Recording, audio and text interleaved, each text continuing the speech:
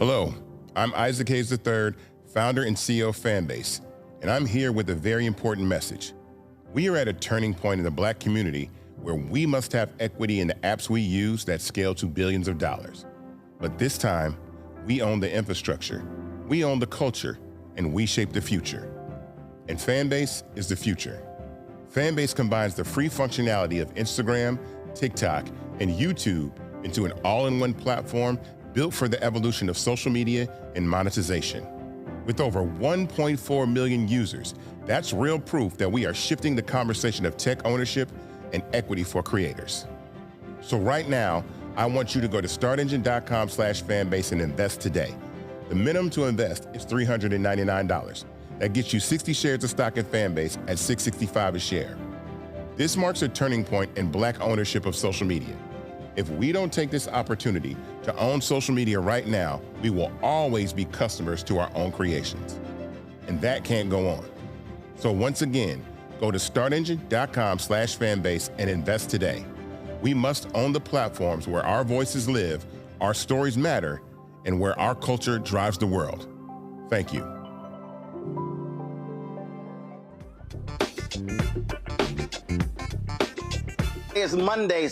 Today is Monday, September 22nd, 2025, coming up on Roland Martin Unfiltered, streaming live on the Black Stud Network. I'm live here in Louisville, in the Dallas-Fort Worth area, where Nancy Lieberman had her Celebrity Golf Classic. We literally just got off of the course, and so I'll talk a little bit about that. Now, on today's show, yesterday, massive rally in Arizona, memorial service for Charlie Kirk. Trump and his entire cabinet were there.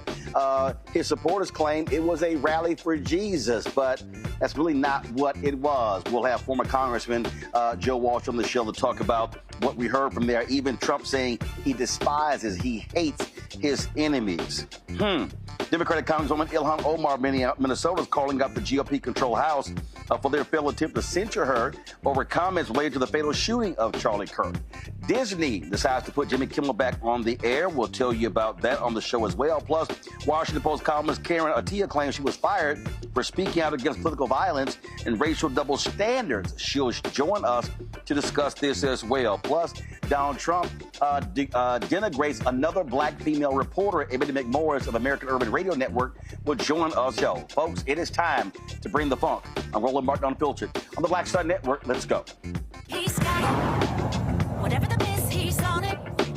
Whatever it is, he's got the scoop, the fact, the find. And when it breaks, he's right on time and it's rolling. Best believe he's knowing. Putting it down from sports to news to politics. With entertainment just for kicks, he's rolling. It's on go, roll, y'all. It's Roland Martin, rolling with Roland now. He's funk, he's fresh, he's real, the best, you know he's Roland Martin now.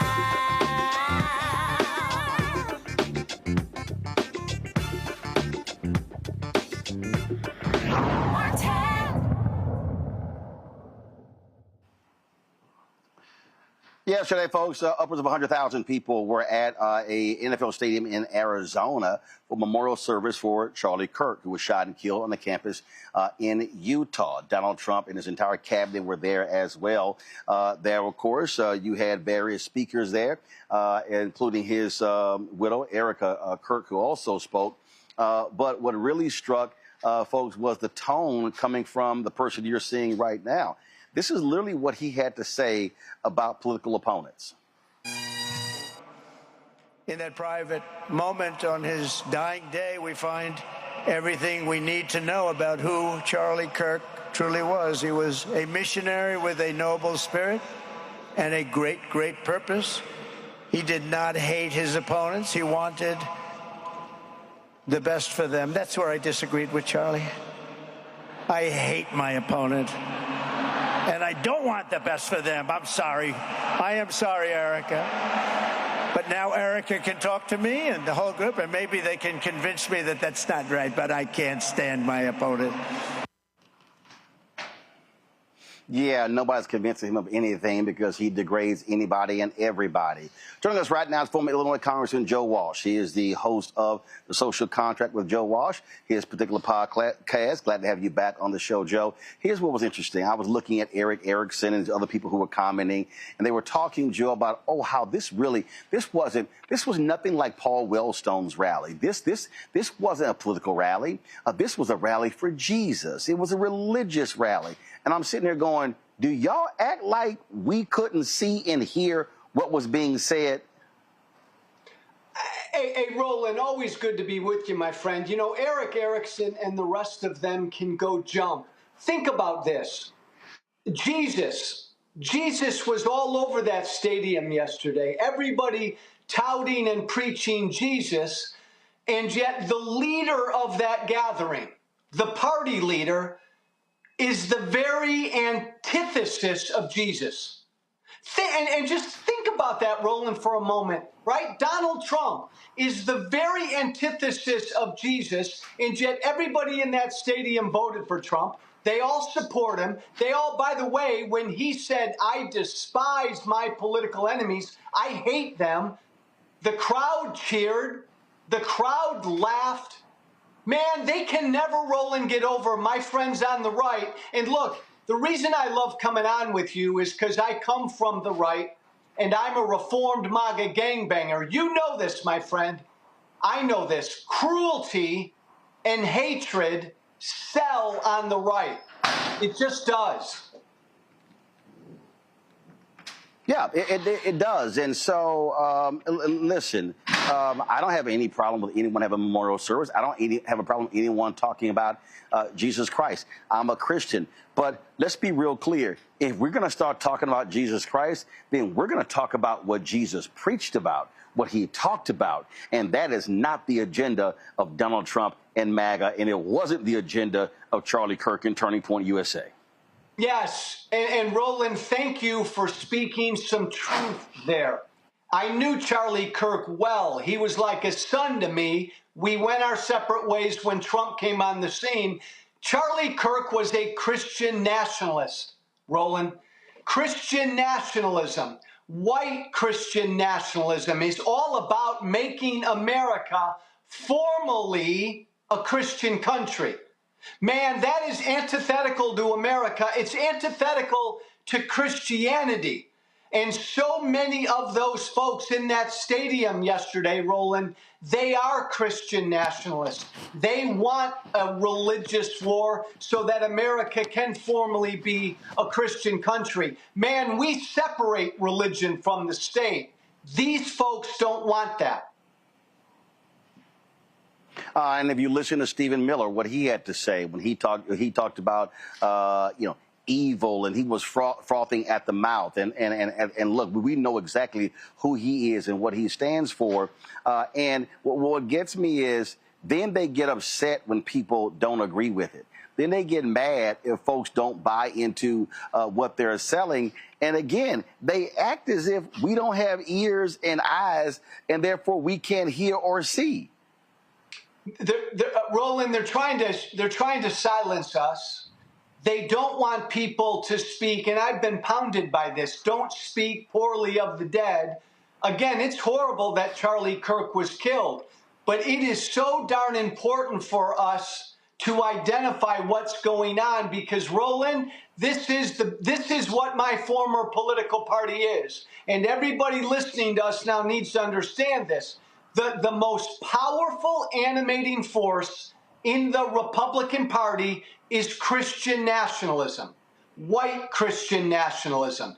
This is the base of the party. It's no longer some fringe movement, and it was on display yesterday. And for those of us who love this country and love freedom and democracy and the freedom to worship however the heck we want to worship, man, we got to call this out for what it is. So former Democratic senator from West Virginia, Joe Manchin, was on Fox News. I guess he has a new book out or something like that.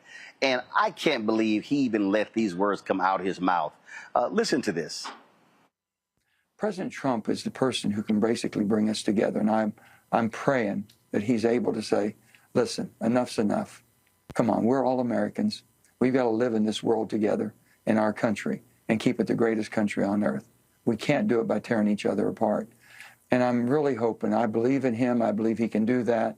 And with that being said, he's able to calm down all this rhetoric right now. And those who want to basically still spew it, then that's fine. It's going to show you being on the extreme. Roland, Joe, you and I... What the hell is he talking about? You and I have heard so much in the last 15 years. That is probably the most stupid, the most ignorant, the most ridiculous, and the most partisan thing I've ever heard Joe Manchin say. Roland Martin, he can't believe that. Donald Trump is the guy to bring us together.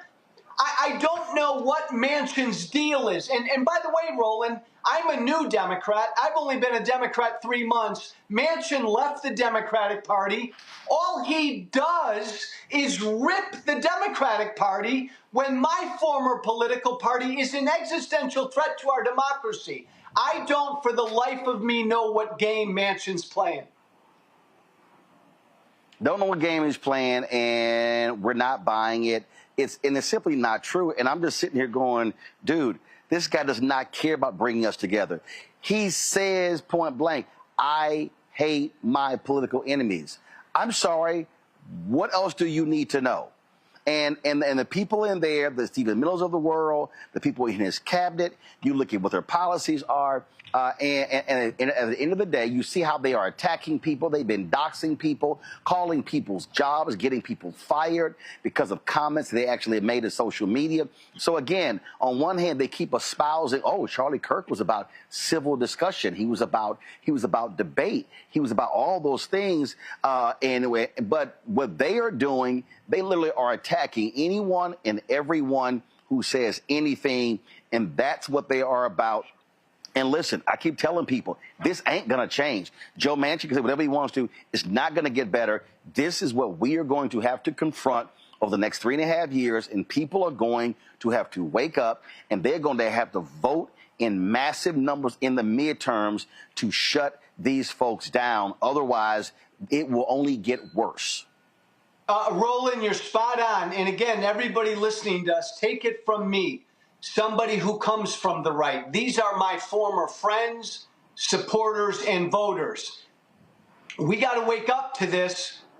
Nobody should be celebrating the assassination of Charlie Kirk, but you nailed it, Roland. What my former side is doing is using the killing to call for some religious war, some righteous war, some civil war, because they're after Christian nationalism. That is way more dangerous than a few crazy people on the left celebrating the assassination. Absolutely, absolutely. Folks, check out The Social Contract with Joe Walsh. Download his podcast. Check it out. Joe, always a pleasure to have you on the show. Thanks a lot. Thank you, my friend. Folks, going to go to a break. We come back. We'll talk with our panel. Lots more we got to talk about, folks. It's a jam-packed show. You're watching Roland Martin Unfiltered right here on the Black Star Network, live from Louisville, Texas. Of course, a stone's throw from Dallas-Fort Worth, where I'm here for the Nancy Lieberman-Klein Celebrity Golf Classic. Back in a moment. I'm Dr. Greg Carr, and coming up on The Next Black Table, we're speaking with Dr. Lucius T. Outlaw Jr., master teacher and philosopher.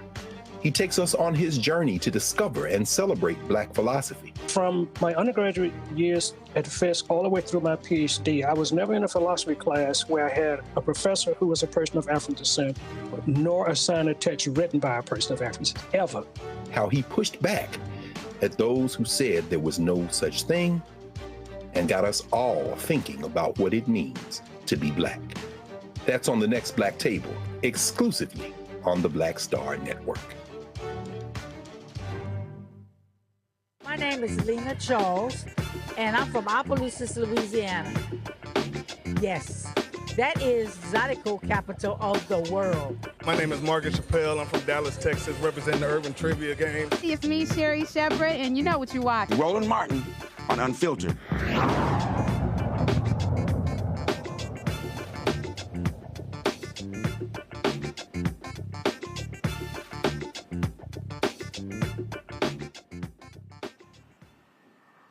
All right, folks, my panelists today, Cameron Trimble, CEO, Hip Politics, media and former White House senior advisor, joining us from D.C., Kelly Bethea, communication strategist out of D.C. as well. Glad to have both of you here.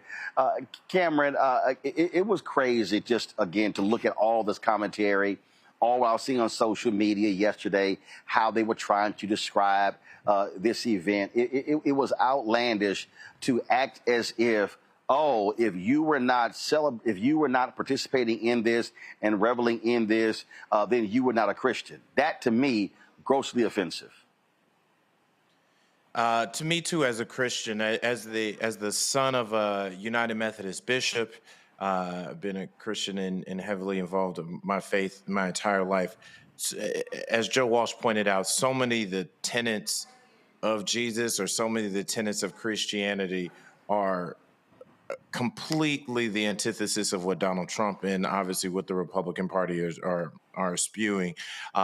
Lack of forgiveness, lack of compassion, thinking about how much they want to take away, and they're cutting, whether it be for the poor, for the hungry, for education.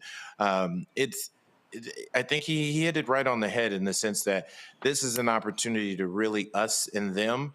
And with some of our founding documents of this country have been about separation of church and state, about the opportunity for this to be a country where all people from all nationalities and definitely from all religions are able to freely practice, and for them to see those people like cheering at going after our enemies, to see them cheering about some of that stuff, it fundamentally shifted my soul. Like, I think if you would ask any pastor, any Christian, or anybody from any of the denominations in the Christian faith, like about some of those tenets, and you line them up to what was being spewed yesterday, you'd be on two sides of the page.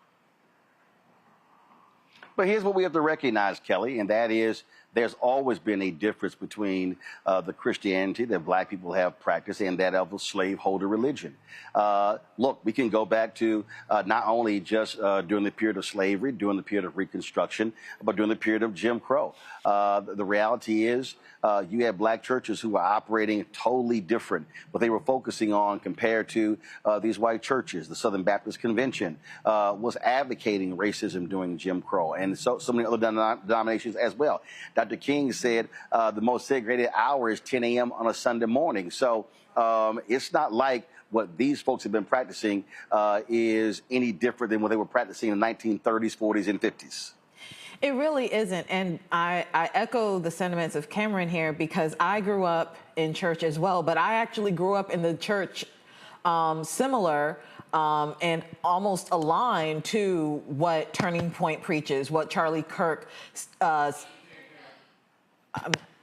I'm hearing that I can't be heard, but I will keep going.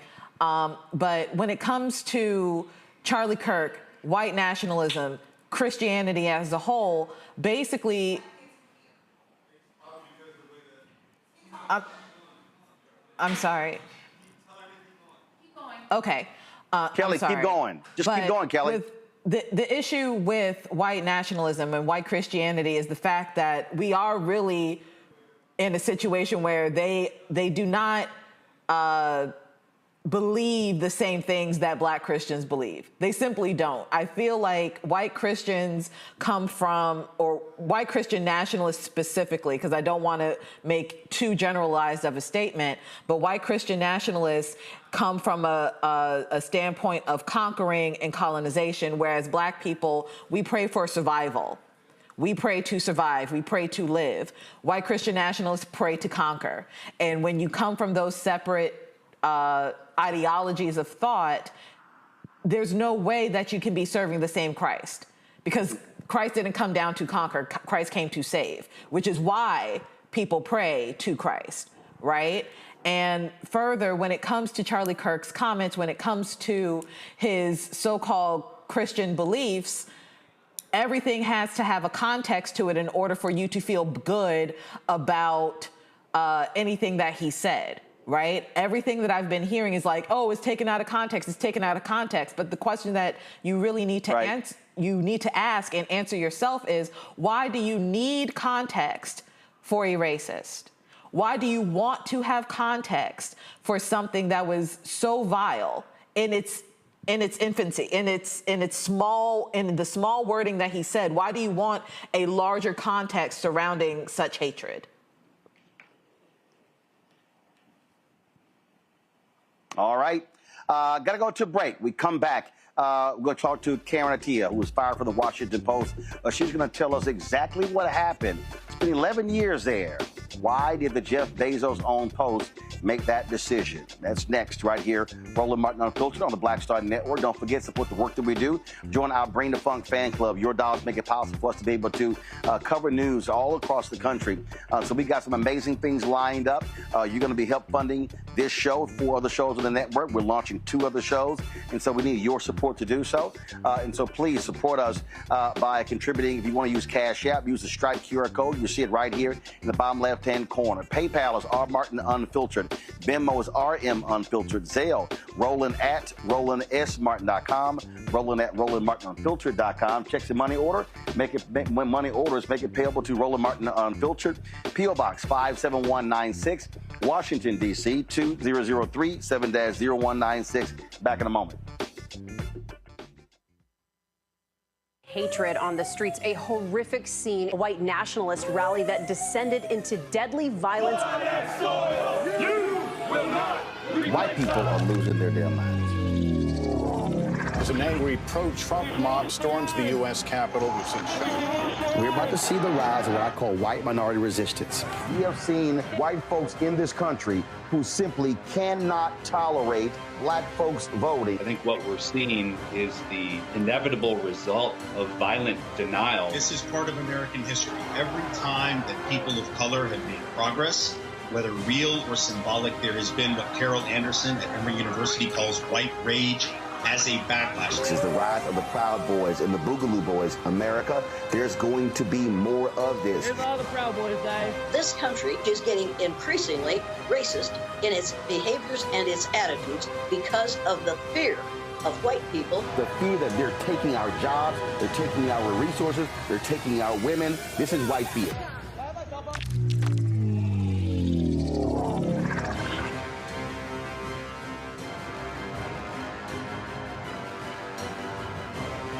What's up, everybody? It's your girl, Latasha from the A. And you're watching Roland Martin Unfiltered.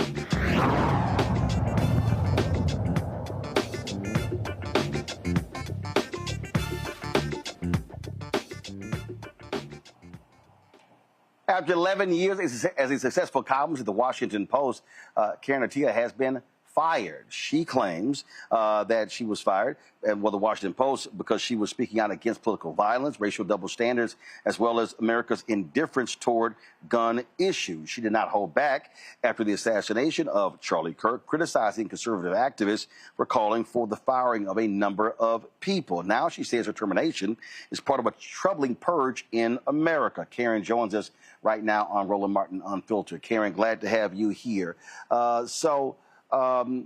First and foremost, okay, so it looks like we lost Karen, so let me know when we get her back, and then we'll move forward with that particular interview.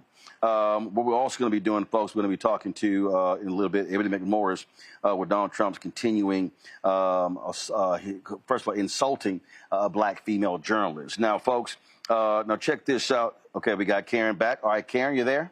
Yeah, I'm here, Roland. Okay. All right, Karen, glad to have you here. So let's walk through what happened here with you and the Washington Post. This obviously did not come out of the blue. Had this been building, had this been a lot of back and forth, they claim you violated their social media policy. Explain what they actually said to you as to why you've been fired. Yeah. First of all, thank you so much for having me on. Yeah, like so many other columnists, like I've been doing for the last several years of my job, I took to social media to just talk in very, very broad and general terms about America's history of political violence, of gun shootings, of mass shootings. Again, it wasn't just Charlie Kirk shooting was not the only shooting that happened that day. There was also the shooting of school children in Colorado. So at that time, I was commenting on the empty rhetoric of thoughts and prayers and political violence has no place here, all of that. So I had a series of those posts on Blue Sky and went about my day. I mean, there wasn't a whole lot of backlash. There wasn't a whole lot of sort of disagreement or anger with anything I said. Then about 12 hours later or so, the next day, I get a call from a DC number. Couldn't pick it up. I just come back from training martial arts. And then about 2-3 minutes later, I get an email with the subject line, notice of termination. The letter that I got accused me of gross misconduct, that my Blue Sky posts put my colleagues at risk at physical danger, and that very specifically my posts referencing white men and political violence, or white men who espouse hatred and violence, was a breach of policy, and that was disparagement and disrespect in relation to Kirk. So those were the official reasons why I was terminated, according to the Washington Post, which, of course, I categorically reject and deny. Now, here's what is strange. When you look at white domestic terrorism in this country, it is largely committed by white men. The Dylan Roof killing 9 black people at Mother Emanuel in South Carolina, white man. The white man who shot and killed 10 black people at a supermarket in Buffalo, again, white man. The man who allegedly killed Charlie Kirk, white man. So you are stating facts. So are they saying that that's not factual? Yeah, I'm very confused as to their denial of facts, as to their interpretation of facts, and not just interpretation of facts. I mean, this is all backed up by studies done by the Cato Institute, the FBI, the National Institute of Health, and it's not just about the violence, but it's also about, my commentary is about how we tend to, in very broad terms, absolve, coddle, normalize white male violence and men who espouse this hatred. And actually, I was specifically referring to the case in Minnesota, Melissa Hortman, and those shootings. I was not even directly referencing Kirk, because at that time, we didn't have a shooter identity. We didn't have a motive. So I was doing my job and sort of exercising restraint, right? You know, not getting ahead of the facts, as we say. And yet somehow that was gross misconduct, and according to the Post. Last I checked, you were an opinion columnist. So is the Washington Post saying that they have an issue with opinion columnists giving their opinion? Apparently, that is the case. That's the way I was fired, for doing my job as an opinion, not just as an opinion columnist, but it's expressly, I've been told that we were supposed to be social media presences, that our voices should be out there in the public domain, you know, adding to the discourse. And also, you know, this was not a spicy observation. I can be spicy. This was, if anything, this was not celebrating Kirk's murders. It was not celebrating political violence. This was lamenting our inability to get out of this doom loop of gun violence, of mass shootings. I'm from Dallas, right? Like, political violence has a cloud over my hometown from the Kennedy assassination. That too was a white man who killed another white man. This has been the backdrop of political violence, and not just political violence, but anti-government violence in this country. And I've been saying this in my work for years, and I'm not the only one. And yet somehow this tripped a wire. Well, so let's just be clear. The Washington Post, like the LA Times, like so many other media outlets, have been bending over backwards to kiss the ass of Donald Trump. Jeff Bezos has been doing that. the new leader of the Washington Post, Will Lewis. That's what they're doing. And frankly, they have been trying to get rid of people. They were doing buyouts. Folks were taking those buyouts. Were you encouraged to take a buyout?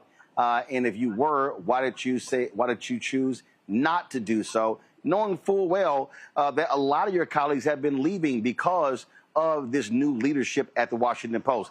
This Washington Post today ain't Katharine Graham's Washington Post during Watergate or the Pentagon Papers by a long mile. Yeah, lots of questions. I mean, I will definitely say, just even earlier this year, I published a piece about my writer who was killed, Jamal Khashoggi, and challenging power and challenging the sort of bromance of these authoritarians, and they were proud to publish that. And people ask, well, why didn't you take a buyout? I actually had a long form project that I had a green light to go ahead and finish. So I was still doing my job and working on that project, which I'd been working on for, at this point, nearly a year. So I was still trying to finish a project and a job that was still really important to me, regardless of what was happening. So I was trying to focus and, keeping my head down to an extent. And yet this happened. And I think I'm just the type I recognized what it meant to be the last Black full-time staff columnist in the opinion section. And I just wanted, I guess, to do the best that I could, and it all turned out this way, unfortunately. We're operating in a totally different world.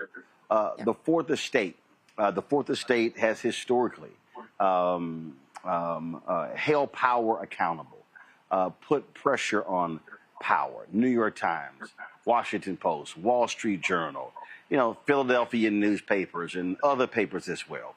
But what we're now looking at, we're now looking at corporate interests who don't give a damn about the Fourth Estate, who don't care about journalism, sacrificing journalism for the sake of profit in various deals. And people need to understand we're going to be worse off if this continues, because if you don't have media holding power accountable, then who else is going to hold them accountable? Absolutely. And it's not just, media.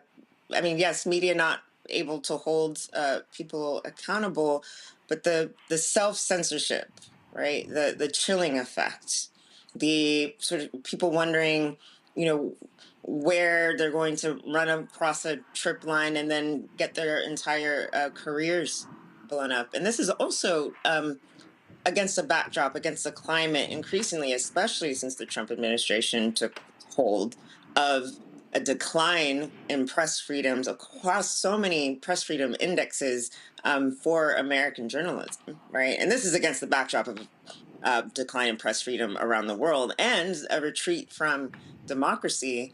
And it's all too often, at least in this country, particularly, that Black journalists are on the front lines of that being taken out, right? I mean, I think, Roland, actually, you might have been the very, very, very first, when I was a baby journalist, a baby little wee thing coming to DC. You might have been the first on-air interview I might have had, and here we are now on The Independent, still wanting to do journalism, and we're having to do this outside of the traditional corporate media. Just says a whole lot, right?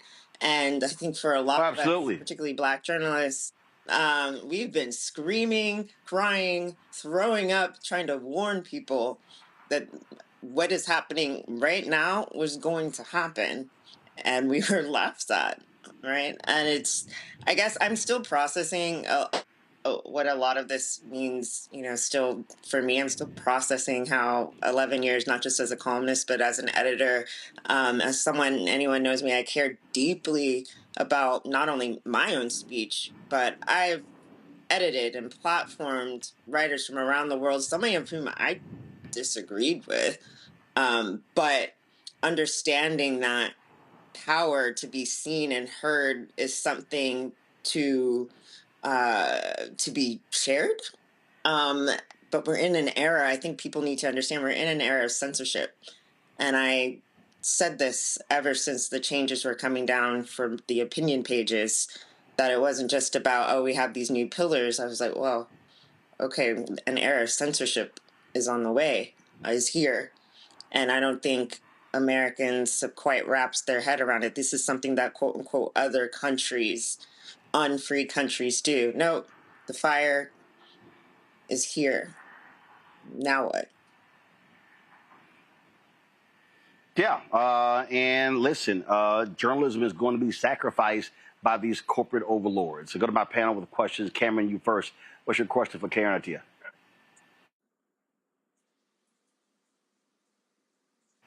Oh, I'm not able to hear the question. Karen, I can't hear it. Cameron, you're on mute, bro. Can you hear me now? Can you hear me? Yeah, good. Now we can hear you. We all stand. Thank you. We all stand behind you and really praying for you in your next steps, and really hope you continue to use your voice, and even in independent media.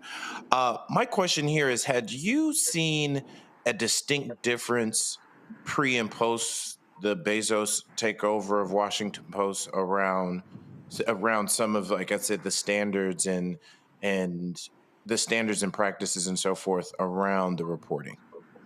Good question. So my entire career at the Washington Post was in the opinion section, which is I'm looking back on it now, I'm like, wow, 11 years in the opinion section. So I had never been on the news side, which there's a slight distinction in the sense that the opinion side, we do get a wider berth latitude, right, to be able to still be beholden to facts. Of course, many opinion writers, columnists were former reporters. We still do our own reporting. It's just we get an opportunity to say more of what we think.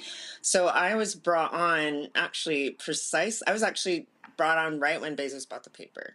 So this was 2013. So I was explicitly brought on to actually help with social media. And back in the day, I actually helped craft social media guidelines to help train other writers to be able to use social media quite well.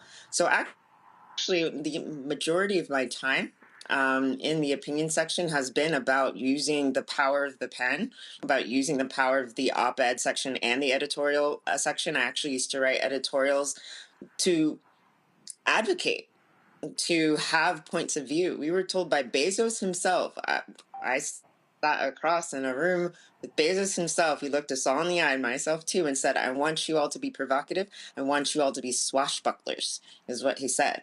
And we were killing it. We were known for having pretty, an active, vibrant staff online and on TV. That was actually a part of, I think, the Washington Post's brand, as opposed to, certain, perhaps other competitors that were a bit more hemmed in as to what they could say on social media. We were actually, I think, pretty free as a major newspaper dealing with how to deal with the social media world and everything. So a lot of us young folk who were brought in during that time were actually quite diverse. Of course, not so much could be improved, but we actually had a lot of diversity of editors, a lot of diversity of producers.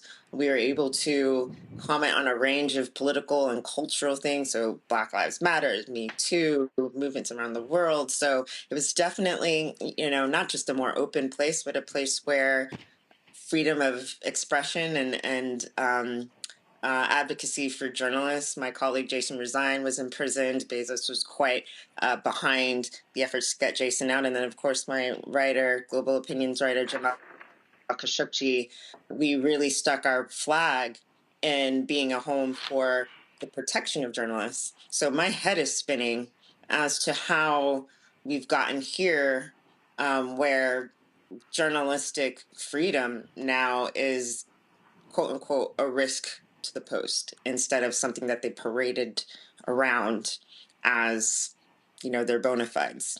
It's a 180. Kelly. Thank you. Hi, Karen. One thing that has come about in this entire discourse, especially pertaining to your departure from the Post, is the concept of cancel culture versus censorship, right? And I do not personally believe that that they're synonymous. So in your opinion, what do you necessarily think happened as far as the difference between cancel culture and censorship? Can you, see how that line was towed, or frankly, just all the way stepped on, crossed, what have you? And how is that impacting journalism as a whole? Yeah. I'm glad you asked this question, because I think what is going on, I've always thought the sort of cancel culture name trend was sort of a trend, was sort of a way for people with bad ideas to claim that they were unfairly being victimized and pushed out. Frankly, I think a lot of it, given that cancel culture, the idea of being canceled actually came from Black pop culture. This idea that Black people, especially marginalized people, especially, were getting a bit more of the mic, particularly, I guess, under the Obama administration, particularly when it came to sort of Black Lives Matter, and particularly when it came to the rise of the internet. In my mind, I always thought that that was a bit of the backlash, not so much about the cancel culture, but that white folks especially weren't centered. Right. So equating not being censored with being canceled was one thing. I think what we are seeing now is beyond cancel culture. It's beyond disagreement. If anything, if there was a lot of, wow, we just don't like your opinion. Wow, you're just wrong. Here's what we think. Here's the female perspective. Here are the marginalized perspectives that never make it into the pages. What this Frankenstein is, I'm calling this is annihilation culture, because this is not about a debate. You don't get the FCC involved in with a comedian's night show and say that is cancel culture. That is, we will threaten not only your job, but your institution. We will chill the entire sector. People are getting doxxed over this issue, losing not only their livelihoods, but their safety. People are getting death threats over this. And we actively are hearing people in the administration, this is a challenge. Will we still have a First Amendment? Right? That's not just cancel culture. That is an annihilation, a desire to not have free speech. That is a desire to eliminate your perceived enemies. That, to me, is an annihilation culture, which is chilling and frightening. And in the context of what I know you all were discussing with the Charlie Kirk memorial event yesterday, I think we should take that into account in terms of what we have at least left of our free speech rights right now. Also joining us right now is Dr. Julianne Malveaux, economist, president emerita, Bennett College. Glad to have you here. Julianne, you're talking to Karen Attiah, formerly of the Washington Post. Yes, Karen, I'm a big fan of your work. I'm following it, don't agree with you all the time, but I do think that you're a great writer, and I appreciate what you've done. I am concerned. I like the term that you use, annihilation culture, because that's kind of what's going on. It's just erasing opinions. To what extent, as we look at what's happening right now, with you, but with many others, and in the context of what I call the canonization of Charlie Kirk, they made him a saint. They're going to give him a Presidential Medal of Freedom when he calls black women stupid.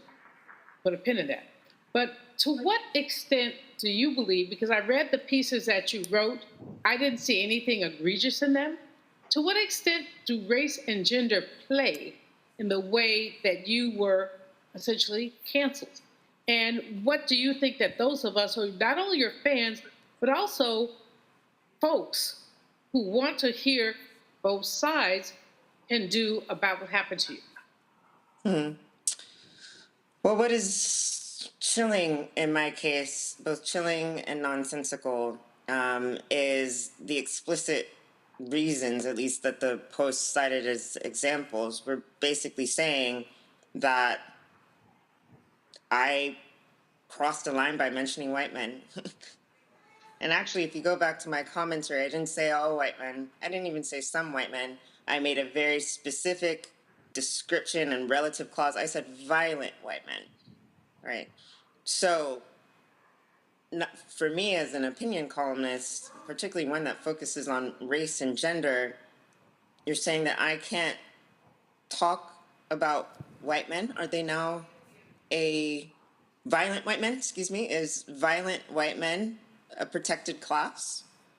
Which would then actually prove the point of my Blue Sky post. And this is why what is happening to me with the post is going to be so chilling for any reporter that deals with race, patterns, facts. This is legitimately, again, protecting, at least as the letter stands now, saying that we should protect violent white men. And so to that extent, I can say, obviously, that is how race and gender is directly tied into. I know there was a lot of sort of misinformation or assumptions that it was because I had talked about Charlie Kirk's, just one post about Charlie Kirk's views on Black women and their lack of what he claimed of brain processing power and stealing white men's slots.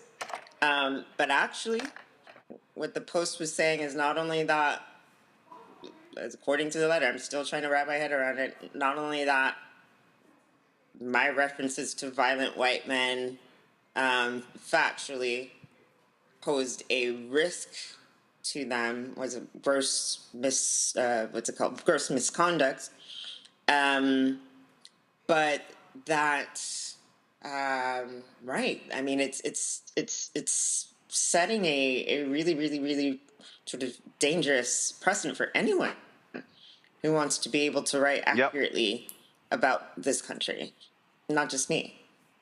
And not only write, but also to give their opinion. Last question for you, Karen.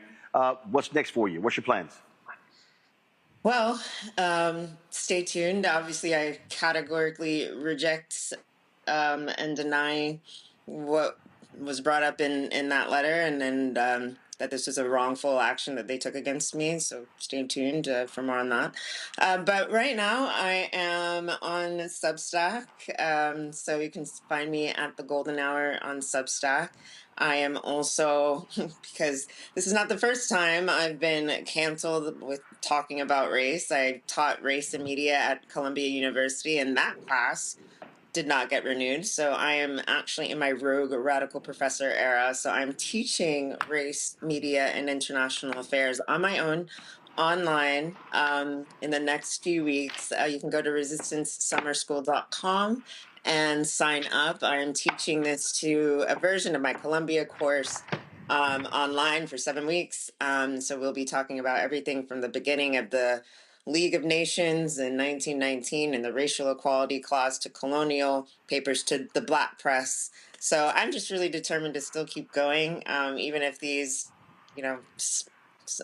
institutions are caving and are being cowardly. We still have to keep going anyway. So for those who want to still take my class or to contribute towards scholarships for others, you can sign up for as low as $100 for recorded lectures and guest speakers. I had a great summer pilot this summer with 500 students and 40 scholarships. So I'm going to keep teaching. I'm going to keep doing my thing. So I'm not going anywhere.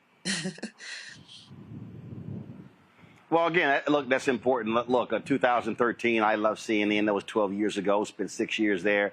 Haven't missed it one bit. Left TV1 7 years ago. Haven't missed it one bit. And so the reality is journalists continue to do the work and continue, because the audience is there. It's just a simply matter of having to build it and not having to wait and rely on corporate media. And trust me, I think it's going to be a whole lot of people who are going to be trying to do the exact same thing because journalism today at these companies is not what it was 10, 20, 30 years ago. Karen, we appreciate it. Thanks a lot. Roland, thank you for support. Always. Thank you. Thanks a bunch. Folks, when we come back, we're going to chat with Ebony McMorris of American Urban Radio Network, the latest black female journalist attacked by Donald Trump. You're watching Roland Martin Unfiltered right here on the Black Star Network. I am here in Louisville, Texas, where Nancy Lieberman Klein had a celebrity golf tournament. So as you see, the golf course is the backdrop. And so we had a great time out there on the course. And so, yeah, it was pretty cool out here. Great day. And a nice breeze going right now. All right, folks, I'll be right back. In my book, The Power to Persist, I share 8 simple yet powerful habits, a blueprint for transforming obstacles into opportunities and pressure into purpose. Just as they fueled my rise from the South Side of Chicago to a national stage. And on the Power to Persist podcast, I bring that blueprint to life.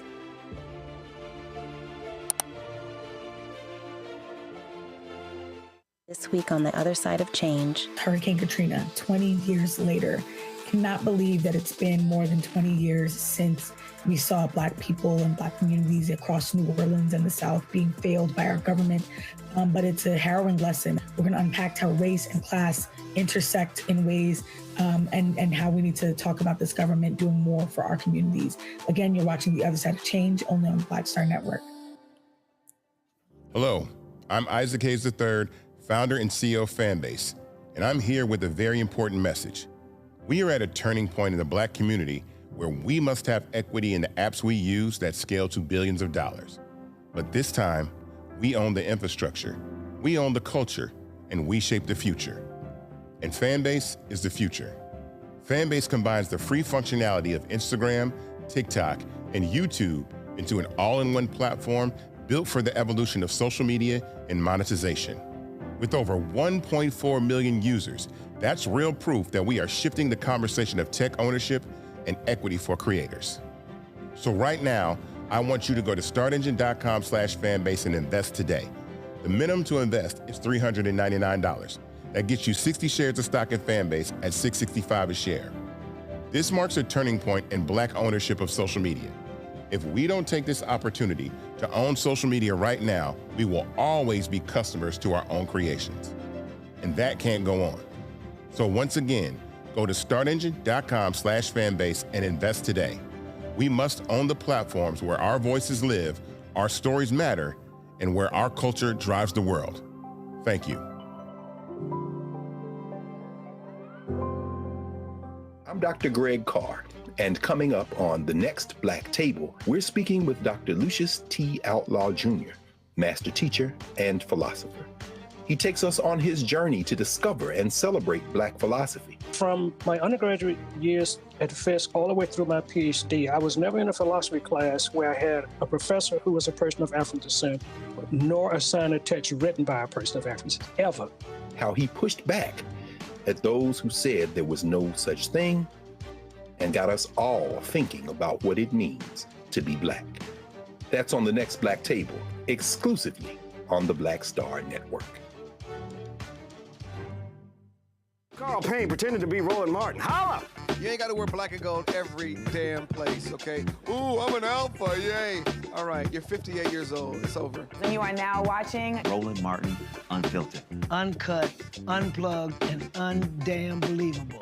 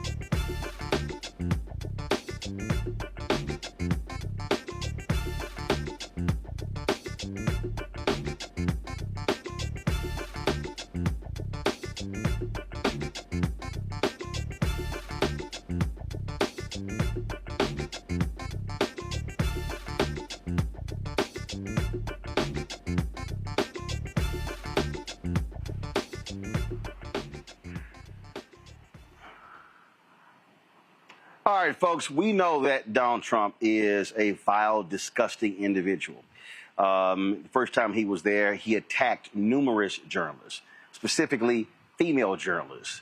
Even more specific, black female journalists. It was April Ryan. It was Jamel Hill. It was Yamiche El-Sindor. It was Rachel Scott. Well, the other day in the Oval Office, when reporters were asking various questions, Ebony McMorris from American Urban Radio Network posed a question to Donald Trump regarding the National Guard in Memphis, and this happened. Mr. President, and we're going to be going in quiet. You're really obnoxious. I'm not obnoxious, but I'm trying to ask you, what about your plans you are for really Memphis? Obnoxious. I'm not obnoxious, but I am asking, what are your plans for Memphis? Many people want I'm not going to talk to you until I call on you. What are your plans for Memphis? Who else? Yeah, go ahead. Yeah, I just want to settle this free speech question, because you've said that you restored free speech in America. Yeah. Is that free speech including for people who are harshly critical of you, for your political opponents, for people who say things you don't like? I've become immune to it. Unfairly? I've become immune to it. There's never been a person that's had more unfair publicity than me, and that's why your network paid me $15 million, or $16 million, I believe, to be exact, George Slopadopoulos. And that's why CBS paid me a lot of money, too. And that's why I sued the New York Times 2 days ago for a lot of money. Because I'm winning. I mean, I'm winning the cases. And the reason I'm winning is because you're guilty, John. You're guilty. ABC is a terrible network, a very unfair network, and you should be ashamed of yourself. NBC is equally bad. I don't know who's worse. I think they're equally bad. And, you know, for you to stand there and act so innocent and ask me a question like that. But look, you paid a big price because you were dishonest, John. The reason I won that lawsuit was because you were dishonest. You were proven to be dishonest. And so you can't sit back and just say, oh, well, what do you think? You know, like you're some wonderful person. You're not a wonderful person. Frankly, you're a terrible reporter. You know it, and so do I. Okay. Here's what we're going to do. Here's what we're going to do. So what you saw there is Donald Trump. He does it on a regular basis. He attacks John Carl. He attacks Peter Alexander. He does not care. He is not respectful. He is not civil. He is an ingrate. He is a ghoul. He is a completely despicable human being. Joining us right now is Ebony McMorris, White House correspondent for American Urban Radio Network. And first and foremost, Ebony, first of all, glad to have you here. And so explain to people what happened. Explain to people what happened there.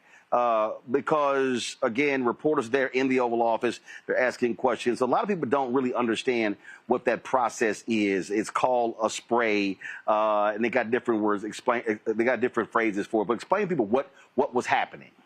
So we were a part of the pool, and the pool, most people don't know, is made up of about 11 or more different media outlets, and that pool follows the president whatever he does on that day. And so we were called. It was not open to all press, only the pool members, which is why there were only a limited number of reporters in there.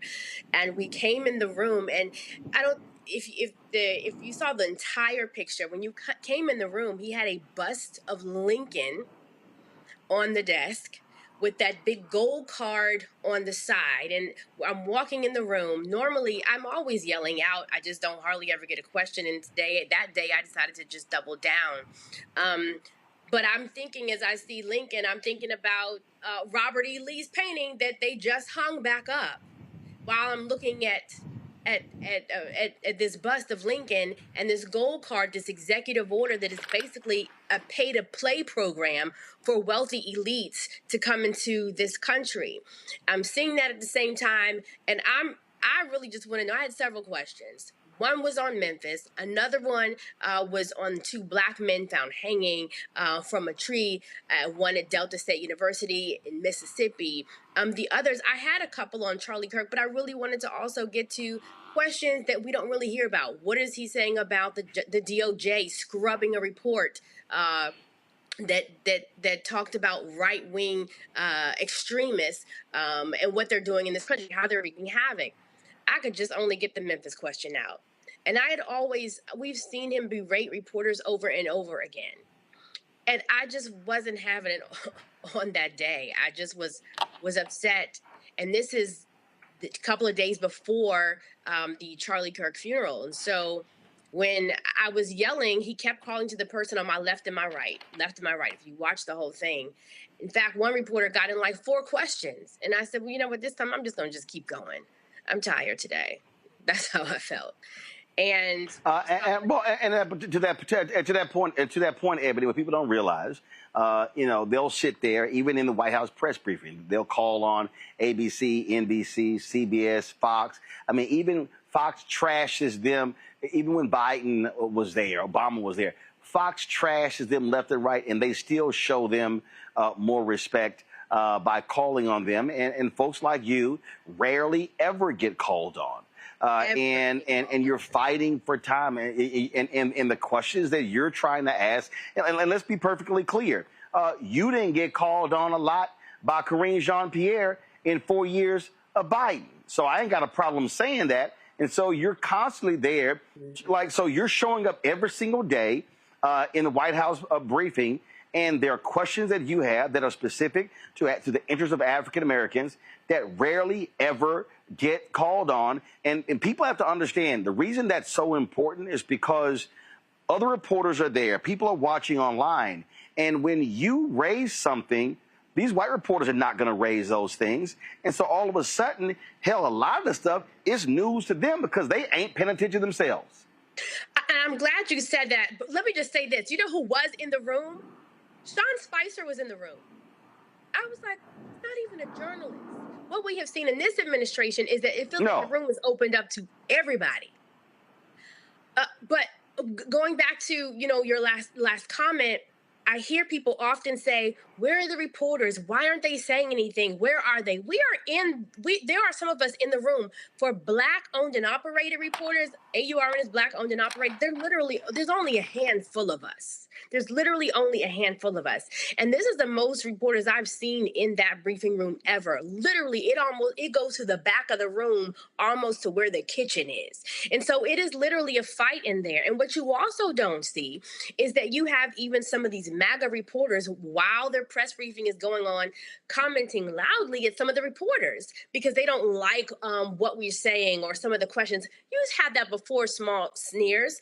But there have been confrontations that didn't get on camera that I have seen happen outside of that room. That's just the amount of tension that's in that room. So we're there, but I also want people to know that fight just doesn't end in that White House. And Roland, you and I always talk about this. The fight and the work happens outside of that. We already know what is going to be said. I could have told you he was going to spin that question from the beginning, but I also know that I still, regardless, just like Allison Dunnigan, the first Black White House reporter with black reporter with female reporter with credentials, it took years for her to actually get called on.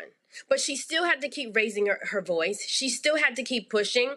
Just like Ethel Payne, we have to keep doing that. And the fight isn't just there, it's outside. It's in the community.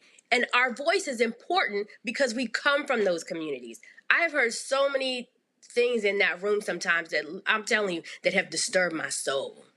And so on that day, I just had to say, I'm not going to let you rage bait, because this president rage baits. So if I can get you in an exchange or do this, he called Yamiche second rate, then we can go back and forth. But I am not going to let you just say that without me at least saying, no, now let's get back to Memphis. No, I'm not obnoxious. Let's get back to Memphis. He told me to be quiet. I paused for a second and I just kept going.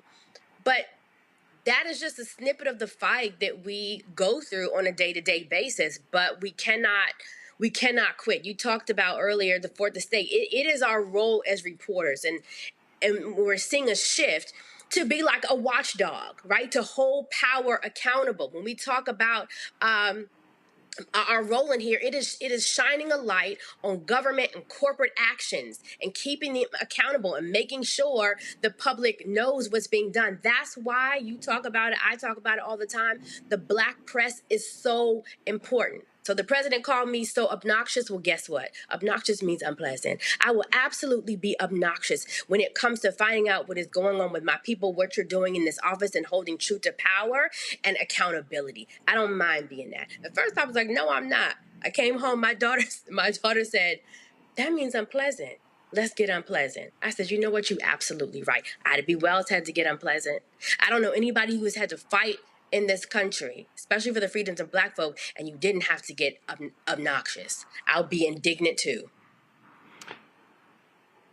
You know, one of the things there, of course, when he called you obnoxious, you're like, no, I'm not. So typically what happens when he attacks reporters, they don't say anything back, they don't respond. And you were like, nah, you ain't going to sit here and try to call me out. And I'm just going to sit here and just suck it up and take it. He got 4 sentences. He got over 4 sentences in with the other reporter. And my face was like, are you going to cut him off? I get it. It'll throw you off in the beginning. But I'm like, you're not going to get 4 sentences on. I mean, he berated him. I was like, at some point, can somebody in here cut in? But that was his fight. I did what I had to say and just shut it down. You're not going to get the whole sentence out. But at the end of the day, our role is so important, right? And because we're trying to figure out what to do at this time. He started off, Roland, talking about Charlie Kirk, and we always say this, no, that was a heinous crime. It was horrible. No one should do that. But I was troubled in my spirit because I am tired of white Christian nationalism draping itself in this martyr language, right? And so we end up we end up sanctifying oppression, and they end up nailing themselves to the cross, right? But we have seen white nationalism, this language, just nail itself to Jesus. We've seen it during Reconstruction. We've seen it during Jim Crow. We've seen it, I mean, even on January 6th, they marched to the Capitol and they prayed. They prayed. They kneeled and prayed. You are not going to do that. And so it's dangerous. And it happens, and we have to call it out. And they are choosing, I would say, empire over church, government over church, even though they say they're coming in the name of church. So that was weighing heavily on me on that day too. But I just had to say, what is going on in Memphis? Questions from my panel. I'll start with you, Cameron. One, thank you for standing up, and thank you for pushing back. I don't think, as a former White House aide and having been in those rooms, having seen the pool reporters, it takes a lot of courage in those settings to really stand up and push back against, especially against a president like this. And that's where my question is often my experience, having seen it up close, and which we've watched over the years, often there's almost while there's competition amongst all the different reporters and trying to make sure their questions and their questions get answered or they get quoted, get their quotes, there's also some sort of, like, I won't say like brotherhood, sisterhood, but there's some sort of like shared collective. And often you sometimes will see reporters who may stand up or may push back or may follow up with that same question if your question didn't get answered. Have you seen in covering Trump these last 9 months, and covering the White House these last 9 months, have you seen other reporters or other outlets either stand up for you or kind of follow up on the questions you may be shouting out that get overlooked, and they following back up and like repeating them or being helpful to try to get some of your questions into their questions that do get answered? No, no, I unless you've seen that when you've watched the C-SPAN, not when it comes to, first of all, let's just be honest, because many of us will get on the phone and see, okay, sometimes we have to count the Black people in the room. How many questions do you see come from us? And I definitely don't see necessarily a follow-up. I understand what you're saying because I've seen that before. If someone got cut down, they would then come and say, well, let me follow up on that. You do see it sometimes, but some of the questions that I've yelled out, I've not had anyone do that. But this government, this administration, in many ways has tried to delegitimize Black reporters. I mean, we've seen revoking of credentials. I would say this president, in some ways, we are seeing a Nixon style things run like that. So there's like an enemies list. There's an enemy. I mean, we've seen the enemies list. This isn't just me. He puts it on Truth Social. One thing you can say about this administration, one thing you can say is that he puts his card out there. They wrote a book about it.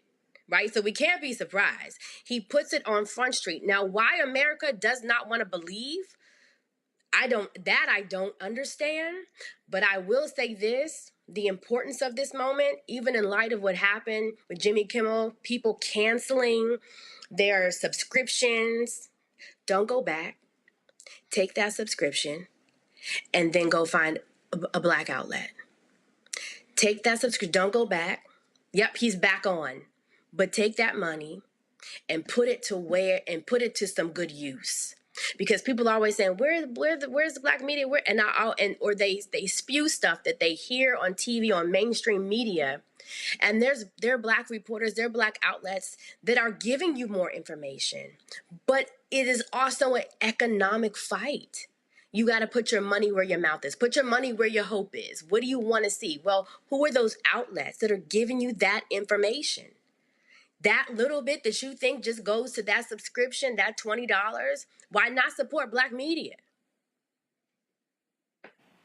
I know I got off in the question, but I had Julian. Yeah. Now you got it. Julian. I'm here. Yes, Roland. I want to follow up what Sister said about supporting black media.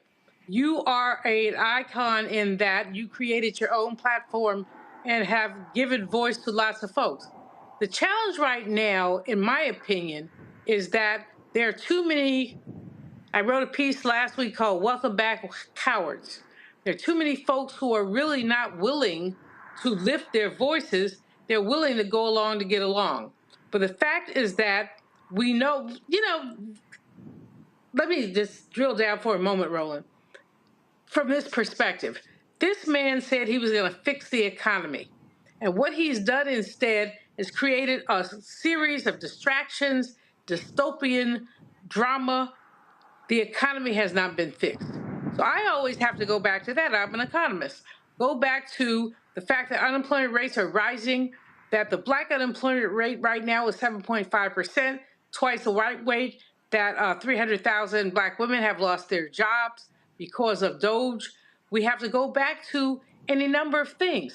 And when we go back to those things, we go back to the fact that inflation is rising, that he actually had his hand-picked doodle-wop put onto the Fed, and that man could not even argue. He wanted a 0.5 point reduction. Jerome Powell and the others said a 1/4 point reduction. His own doodle-wop could not, he wants it to go down by 2 points. He could not even justify All right, that. Julian, what's your question for Ebony? Ebony, what is, how would you share with me the backlash on Lisa Cook? And what can we do to support that sister who has been basically totally vilified and as that man does? What can we do for Lisa Cook? Not be silent. You started off by saying it. Sometimes people just take a back seat or they don't talk about it. The wonderful thing about black media is that when mainstream media moves on, right? When they've got the snarky headlines out and it's been said and moves on, the issue still persists. We cannot remain silent. We have to keep pushing this story. We have to check up on those people, especially, I mean, it's crazy because even the Supreme Court today, the ruling with the FTC that he may be able to let go of board members. Justice Ketanji, the reality of the market is banks always. He said, we're electing a king. And so we cannot remain silent. That honestly is the key. Jimmy Kimmel, whatever, that's fine. But black media, we have to keep that story in our mouths, and we also have to support each other. There are stories, there are times I actually watch a lot of different outlets and read other outlets because there may be something that I'm missing. I watch Roland all the time. I'll go back to my audience and reference him, right? So we have to, even in our sphere, we have to support each other. That's very important. Most of our outlets are limited. We don't have as many resources, right? There's not a black outlet that's in the travel pool. So we do in-town travel.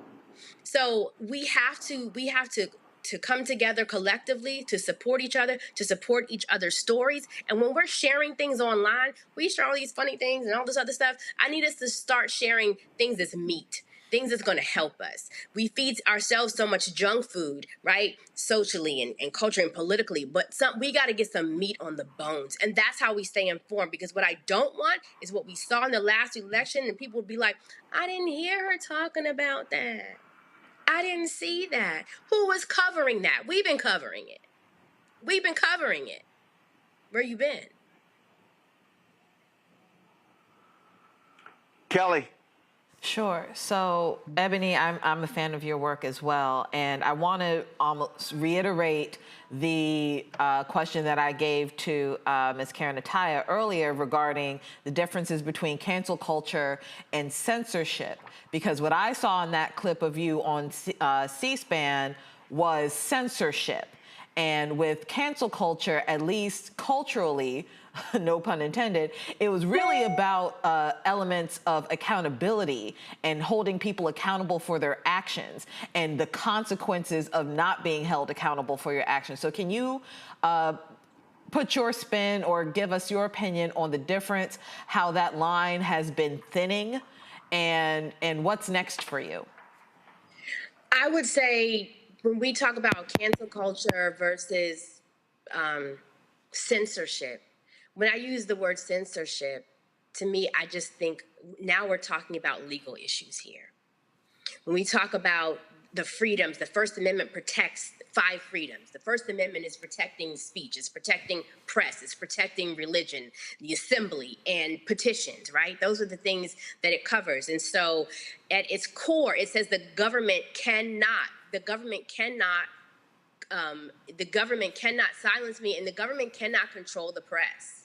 So I would put censorship in that category. So it cannot do that. But we are seeing the fundamental rights that we've had, we're still having to fight for them and push for them. So it's important that, let me tell you something, the situation with Jimmy Kimmel, that was 6 days and he's back. You know what I mean? Mm-hmm. Now, who knows whether some of the different stations will cover it, but 6 days. I didn't see someone have to come to the front of the line and say, hey, we're going to have a meeting here and announce a boycott and do this. No, people immediately responded. People had to drag people to the table for Target fast. Mm-hmm. They had to have news conferences. We had to have this. Okay, what day we starting? Okay, let me go get all my stuff first we shouldn't have to prepare. It's go time. I'm not going to put my money in a place, as we always hear Dr. Carr says and repeat, where I am funding my oppression. I don't need a press conference anymore. It's go time. 6 days. Come on. If we galvanize like that on so many other areas, what could we do in 6 days? What could we do? I think people need to understand the power that they have. Media, we have to use the power that we have. And yes, sometimes it's scary, because when President Trump got in office, I did have to have a conversation with family and friends. Let me just tell you what can happen sometimes. Let me figure out how to prepare. And for those, I'll say this lastly, doesn't matter what your industry that you're in, because we saw this happen with government workers. We have seen during this presidency, a president who has tried to censor and go after companies. If you are supporting boycotts, he has gone after people and tried to push executive orders for people who are trying to peacefully protest. That's something that I have a right to do. So there's censorship going on all around. But on the meantime, and I know, Roland, you talk about this, while we are in our industries and working, build on the side, because you never know when the rug is going to be snatched out from under you. And then we also have to support each other. We have to have the word community in our mouth at all time. No one is coming to save us.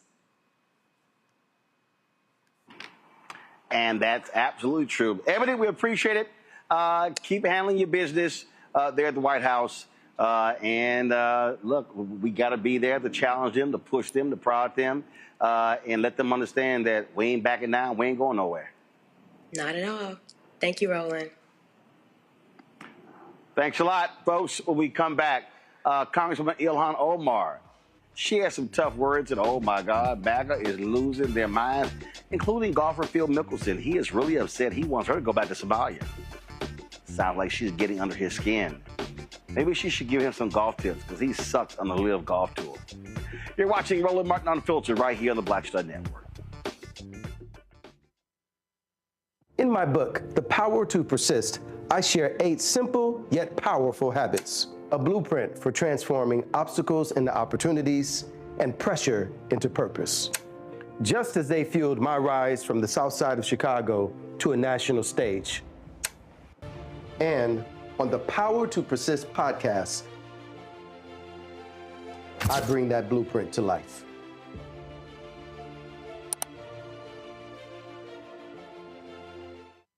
Hello, I'm Isaac Hayes III, founder and CEO of Fanbase, and I'm here with a very important message.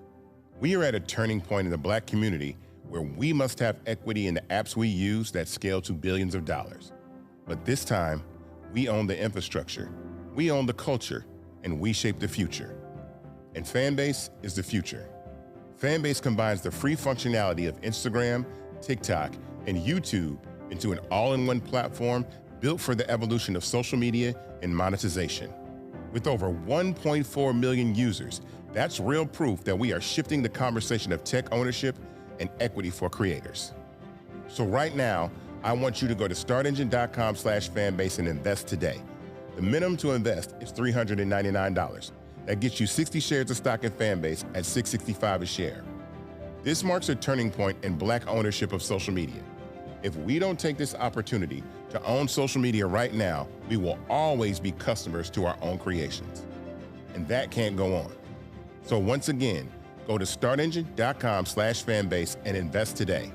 We must own the platforms where our voices live, our stories matter, and where our culture drives the world. Thank you.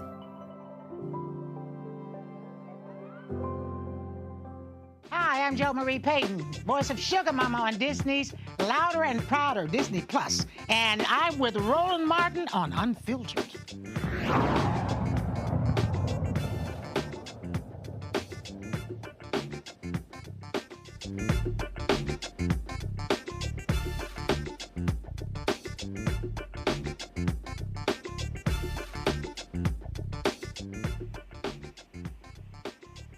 Folks, Congresswoman Ilhan Omar, she is driving these MAGA people out of their minds. They were so upset because she was on MSNBC, a weeknight show, and she had some critical words about Charlie Kirk and the right.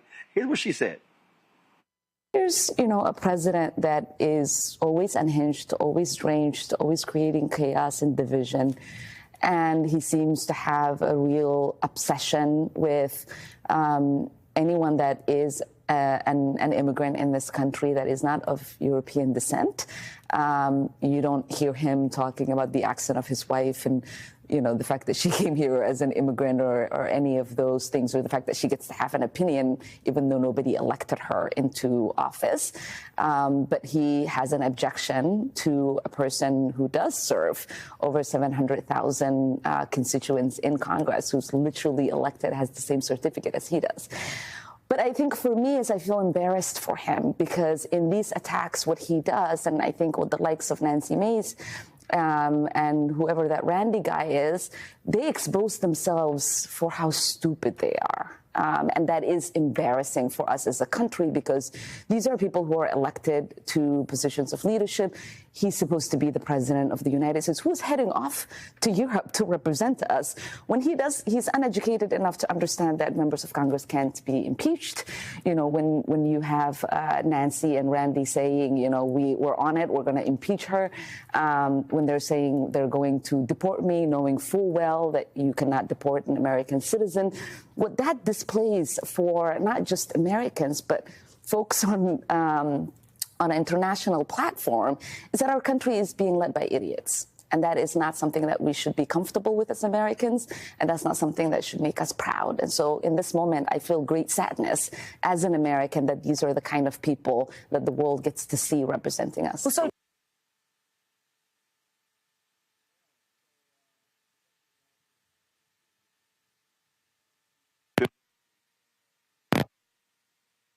Let's see here. Professional golfer Phil Mickelson wasn't happy at all. Y'all, this is what he tweeted. He goes, Ilhan spews hate every time she opens her mouth. She came here fraudulently and will hopefully be sent back to Somalia soon. Phil, she ain't going nowhere. So, I mean, I know you conservative white guys, y'all can't handle that. And do y'all notice that these women of color just drive them crazy? I mean, they cannot stand Congresswoman Ilhan Omar, who'll be on our show later this week. They can't stand Congresswoman Jasmine Crockett. They love attacking her. They love attacking Congresswoman Ayanna Pressley. They love attacking Congresswoman Alexandria Ocasio-Cortez. They love attacking Congresswoman Rashida Tlaib. And so, you know, I think, you know, I would think, Kelly, these people, they hate women. But they sure can't stand women of color who they can't stand women of color who speak their minds, who's not afraid of them.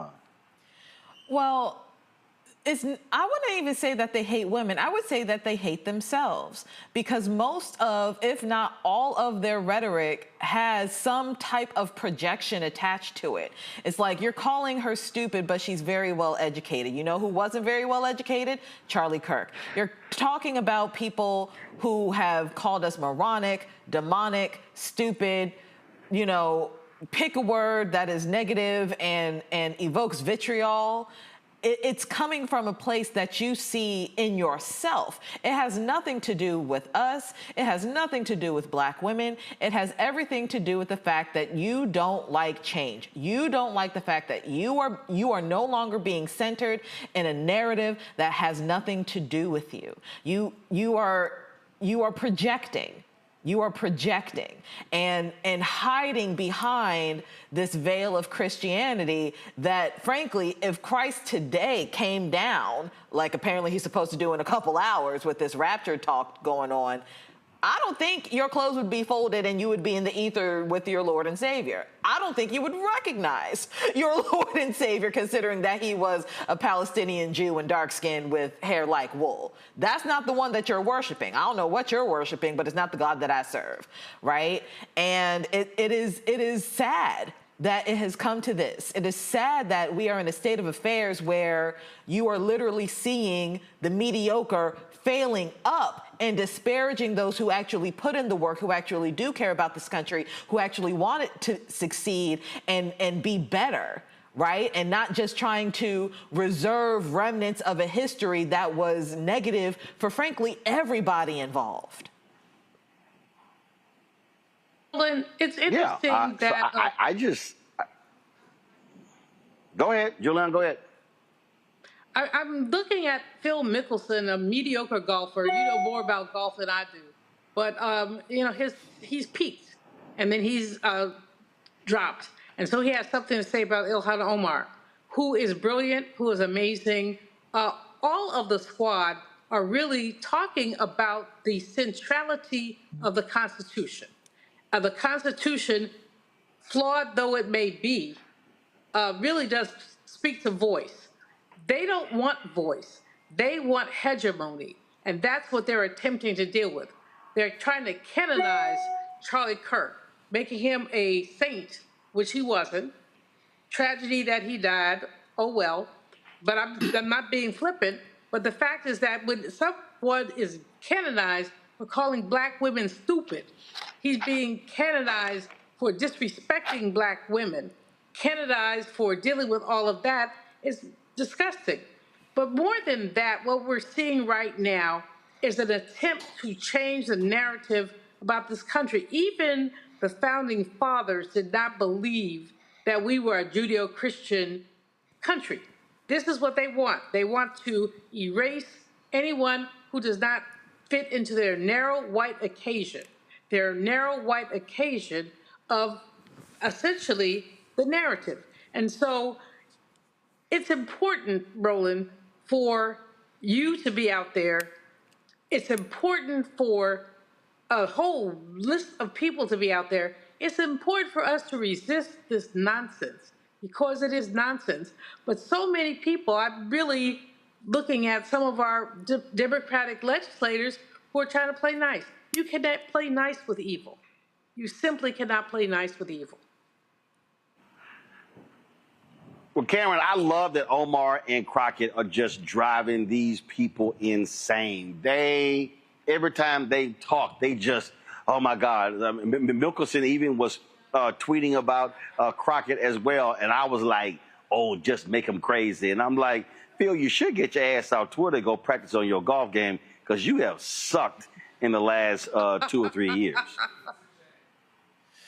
Yeah. I think what something that's really interesting that is coming up is that, and I think it has happened, it's not just been the Charlie Kirk assassination, it's not just been this Phil Mickelson tweet, but something that has been laid to bear is how many followers, how people really feel. That's one thing I will, if I'm going to give Trump some credit for, is that he's allowing people to really show their true colors.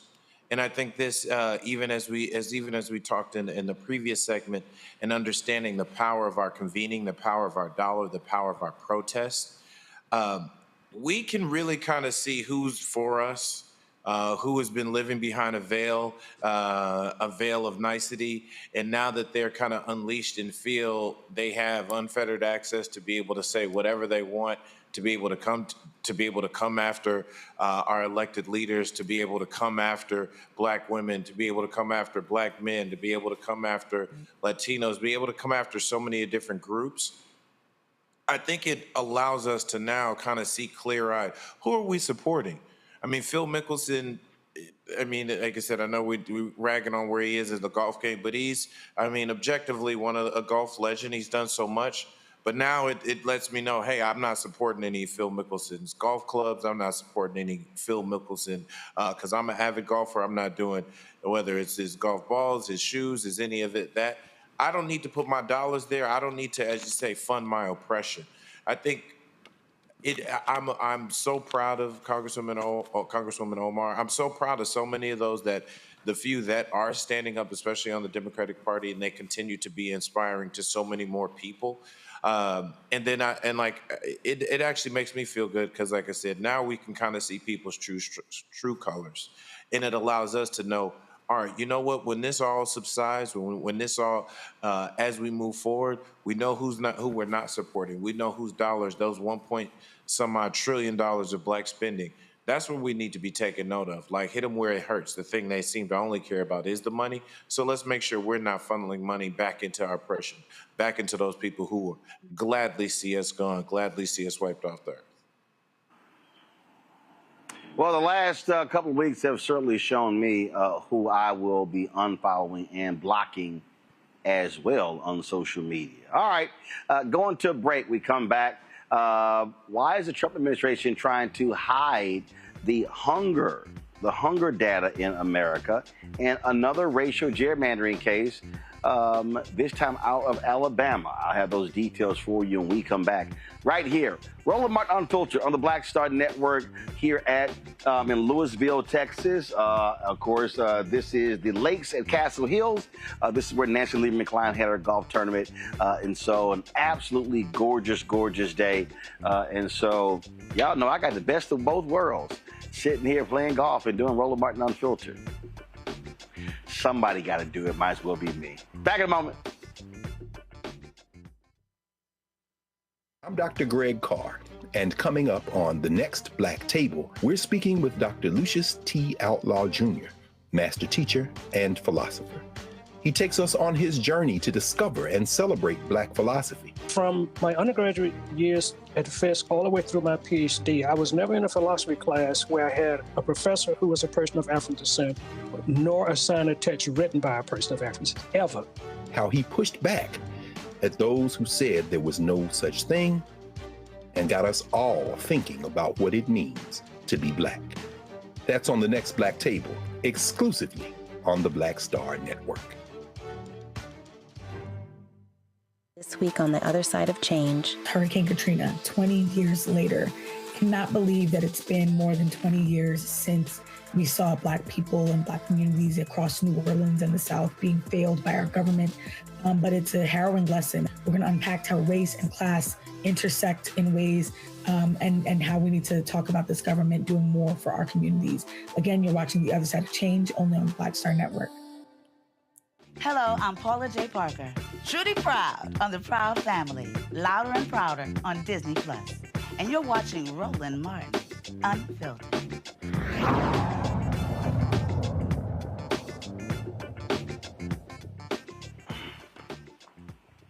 For all of their proclamations about Jesus Christ and Christianity, let's be real clear. MAGA doesn't care about poor people. Donald Trump doesn't care about poor people. And so it's evidence by what they have done. So check this out. The Trump administration, they're ending the annual hunger report.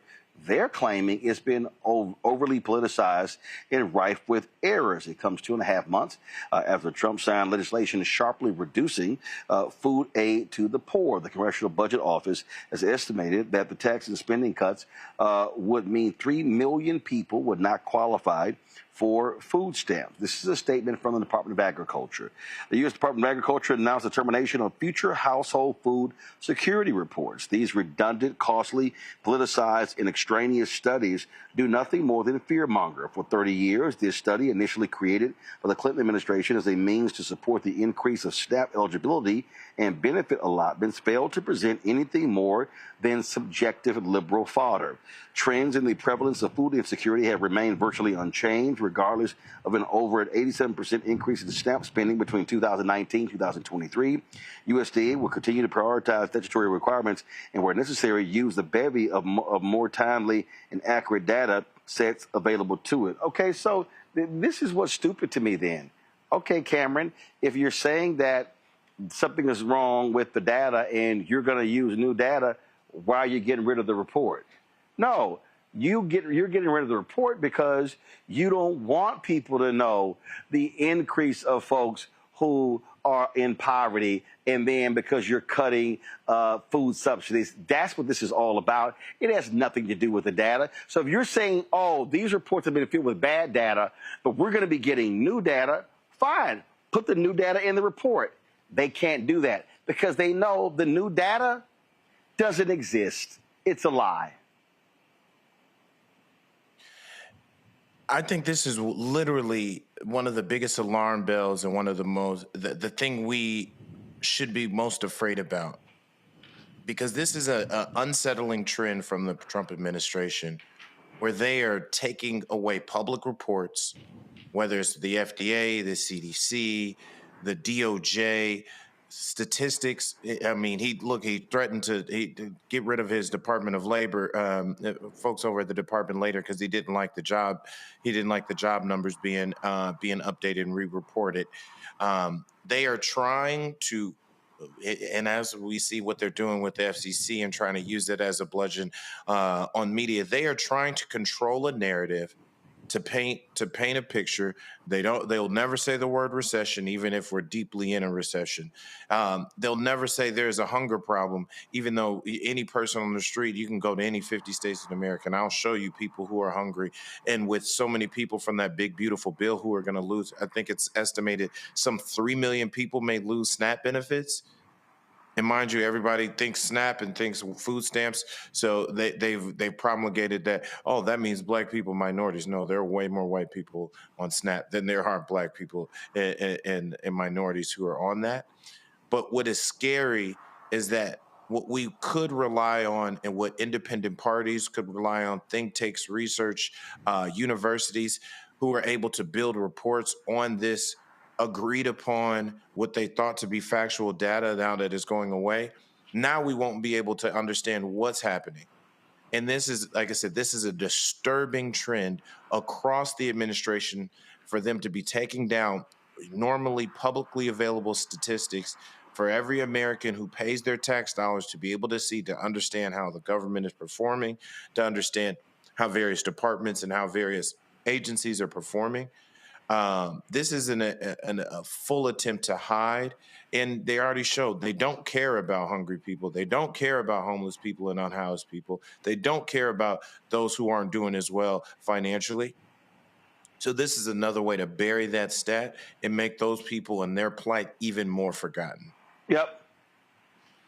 Yeah, and so this is real clear, Julian, when there's data that they don't like, their first response is, Okay, we're going to get rid of it. You know, Roland, I've been around the block a whole bunch of times. I remember back when I worked actually in the Carter administration, and they tried to they had black and other, and they would not drill down on black. It was just black and other. I think at one point they were calling it non-white. And this echoes, data tells the truth, liars tell lies. People do not want to, the whole issue of disaggregated data has been an issue as long as data has been collected. Who are we collecting it about? Do we want to show the gaps, the racial wealth gap, the hunger gap, other gaps? And this is what we're seeing here.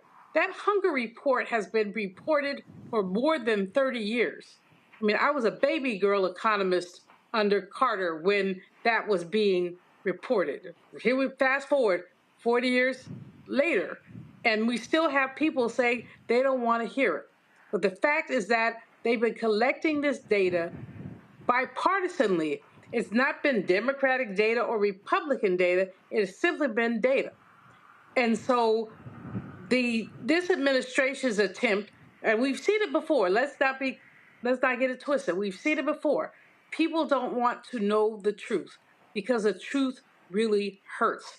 And what hurts is we know, as the brother said earlier, we know how many people are hungry. You don't have to collect the data for you to tell me that you're hungry. You don't have to collect data for people to say they're not working. But what we have now is the data has been gold standard data bipartisanly. But this administration, like others before them, and I can tell you stories about the time that I think Reagan wanted to include imprisoned people as working to lower the unemployment rate. This was a long time ago. But data can be manipulated unless you have confidence in data. The sister who was leading the Bureau of Labor Statistics had no political axe to grind. However, because they did not like the numbers, they tried to throw the numbers away. And here we go again. But here's the deal, Kelly. For Trump, MAGA, it's very simple. Poor people, out of sight, out of mind. That's what this is all about. He doesn't want to see poor people. He doesn't want to talk about poor people. He don't want to get questioned. And the whole thing is, a whole bunch of those folks who are in that report, those fools actually voted for him.